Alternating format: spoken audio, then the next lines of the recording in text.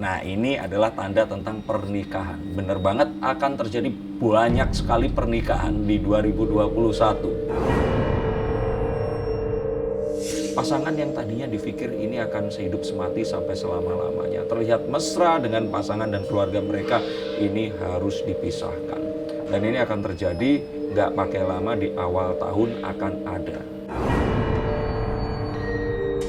Tetapi air itu masih tetap akan menjadi momok yang besar, terutama di perkotaan dengan densitas atau padatan penduduk yang tinggi, dan juga pantai selatan Pulau Jawa dan Indonesia bagian selatan.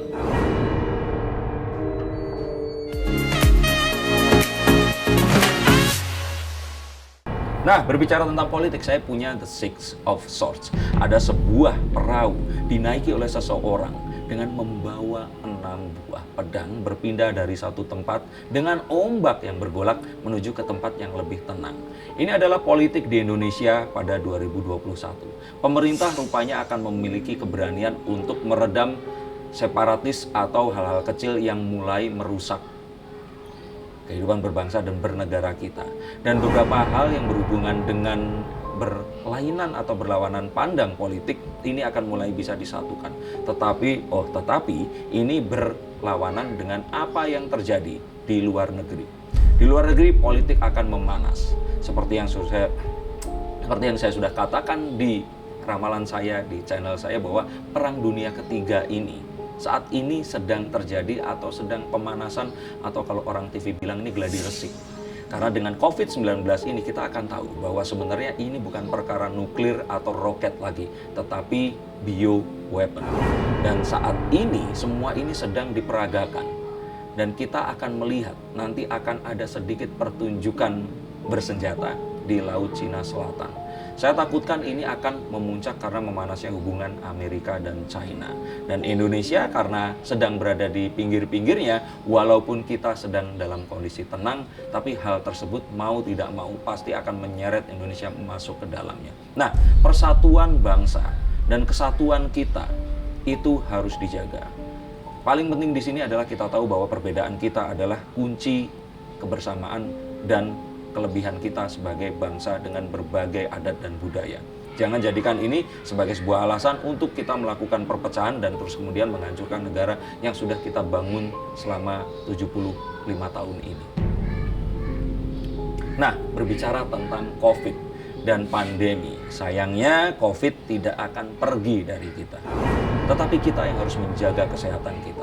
Kita yang harus tetap menjaga uang kita ada di sekitar kita. Kita harus selalu bersiap siaga jika ternyata nanti keluar sesuatu yang menyerupai hal yang sama atau gelombang berikutnya dari COVID-19 ini tadi.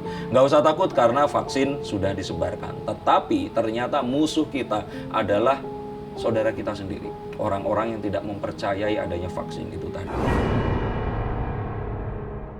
Orang-orang yang mempertanyakan dan selalu mengatakan bahwa ada konspirasi di balik ini. Nah, orang-orang itu tidak untuk dilawan dan dijauhi. Rangkul mereka, ajak mereka, berikan mereka pengetahuan bahwa untuk menuju ke keselamatan bersama adalah hal yang harus dilakukan bersama-sama, dan ini harus dilakukan seluruh bangsa di seluruh dunia. Gagal melakukan ini, maka kita sebenarnya hanya melakukan sesuatu seperti marmut yang lari di atas kandangnya. Kita akan terus berlari di situ, COVID akan terus ada, dan ini tidak akan selesai dan tidak ada akhirnya. Tapi yang pasti di sini adalah menjaga kesehatan, menjaga keuangan kita untuk selalu siaga kalau ternyata kita terserang penyakit yang walaupun COVID atau tidak, itu adalah yang paling utama. Nah, berikutnya lagi tentang sosial media. Nah, sepertinya akan terjadi satu perputaran kalau kemarin televisi digantikan oleh YouTube untuk sementara waktu. Dan adanya televisi yang mulai menakutkan bahwa hal-hal yang akan terjadi ini tidak akan bisa dikendalikan dan terus mereka ketakutan, maka nanti YouTube sendiri ini akan mulai sedikit digoyahkan oleh TikTok. Dan akan muncul sosial media baru yang akan menjadi satu dominasi yang akan membuat seluruh muda-mudi dan saya bilang masih milenial ya, akan melihat ke arah sana. Dan di luar dugaan ini juga ternyata akan digunakan sebagai sebuah sarana politik dan propaganda yang tidak akan diketahui pada awalnya, tapi terus menjadi sesuatu yang menghebohkan. Dan saya pikir juga sesuatu yang menghebohkan regarding of TikTok ini tadi, ini akan terjadi di tahun 2021 nanti. Nah, kita nantikan apa yang akan terjadi dengan medsos made in China ini tadi. Dan yang terakhir ini berita yang amat menyedihkan karena kita akan kehilangan seorang, boleh dibilang legenda atau seorang seniman yang memang dia ini sudah menjadi ikon, benar-benar dihormati, dan Indonesia kembali lagi akan berduka. Dan ini akan terjadi di 2021. Dan harapan saya juga saya akan keliru.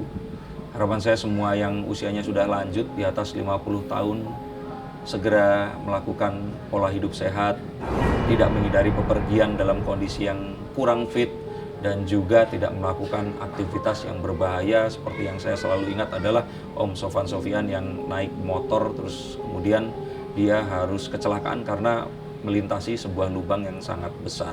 Nah, ini harapan saya, dan saya sebenarnya nggak pengen ngomong ini, tapi ya ini adalah sesuatu yang semoga ini nggak terjadi.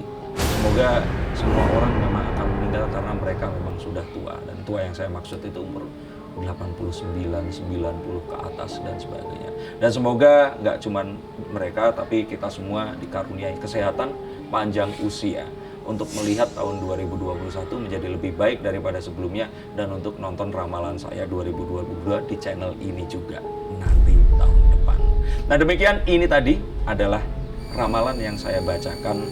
Semoga bisa menjadi guideline atau petunjuk untuk apapun yang akan kita lalui nanti, dan semoga semua yang buruk akan bisa terhindar, semua yang baik akan terjadi dan berulang kali dan berlipat-lipat terjadi, dan kita semua bisa dihindarkan dari segala sesuatu yang kita tidak inginkan dan mendapatkan apapun yang kita cita-citakan. Saya Denny Darko, sampai jumpa dir, dan terus subscribe, like, dan komen dong, dan saling komen atau like komennya agar konten ini dan konten yang lainnya menjadi viral dan bisa dinikmati orang lain lebih banyak lagi. Sampai jumpa dan salam.